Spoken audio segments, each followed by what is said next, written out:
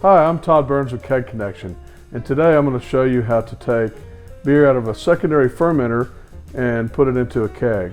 I've already sanitized the keg, and I've sanitized all the pieces, the auto siphon and all the other parts that I would need to actually do the process. Keep in mind, it's always important to keep things sanitized, but it's not as critical at this stage because you have alcohol and hops and everything in the beer, so it's a lot more stable at this point. So we're just going to take the top off here. And we're going to take this out of the solution. I use Star San, which is a no rinse sanitizing solution. So I mean, obviously you don't want it full of it, but it's no rinse, so it's okay to have residuals of the sanitizer. Put this back together. And it's a very simple process, as I mentioned. You just put the auto siphon in here and then put the other end in the keg, or you'll really have a mess. And you want to prime it by going up and down a few times. Once it's primed, the beer is flowing in, and it's always good to keep the hose on the bottom so you don't create a lot of bubbles and so forth.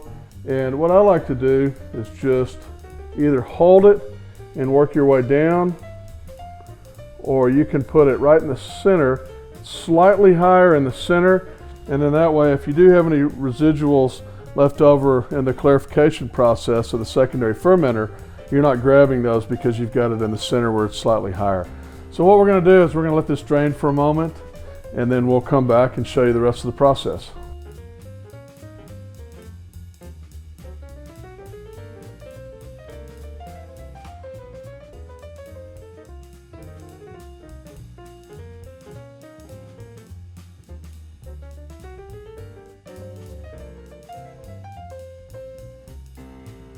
So now at this point, we're towards the bottom. I'm going to tilt it slightly because you will start to lose your siphon.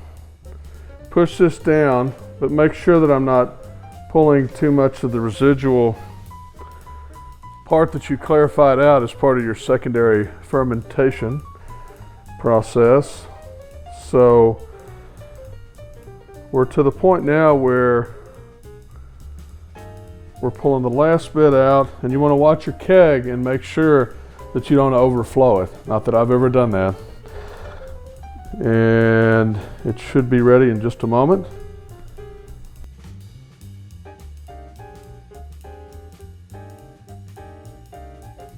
Okay, it's almost full now, and what'll happen towards the very end, you'll either fill your keg up enough to where you stop, or you'll start to lose suction.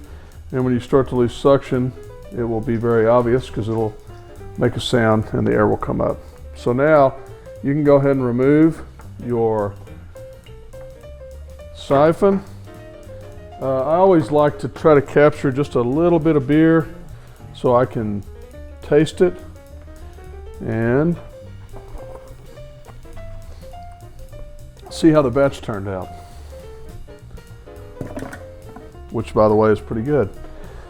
Now you want to take your lid. I have this one in sanitizer. Put the lid on. You just twist it on, push it down. And then the next process is to purge any air that you might still have in your system. Now you can leave this connected to your kegerator and have the hose coming out of your kegerator, but I brought it out here just to show you a little bit easier. So you hook up your air. I put it at about 10 psi is plenty. And then you want to just purge some air out, let it build up again. I like to purge it about 3 or 4 times. Helps if you have your gas on.